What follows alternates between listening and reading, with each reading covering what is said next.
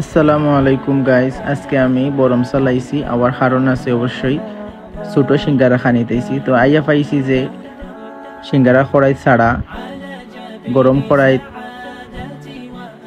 নরম সিঙ্গারা খাইতে খুব মজা হইব। অর্ডার করলাম, পরে আমার কাছে তারা লইয়া আইছে সিঙ্গারা।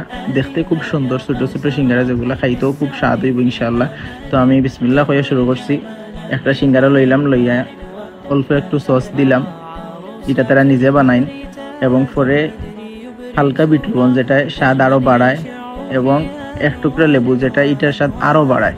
তো যখন বিসমিল্লাহ খাইয়ে খাইছি, মাশাআল্লাহ অতুলনীয় একটা স্বাদ, যেটা না খাইলে কেউ বুঝতে না। অবশ্যই সবাই গিয়া খাইবা, আশেপাশে যারা আসুন। পরে কই অবশ্যই ঠান্ডা খানি লাগবো। তো আমার বন্ধুর হাতের গড়ি এবং আমার হাতের ঠান্ডা, দুইটার কোম্পানি এক কোম্পানি, মজা কোম্পানি। আমরা প্রায় আজকে 60টা সিঙ্গারা খাইছি।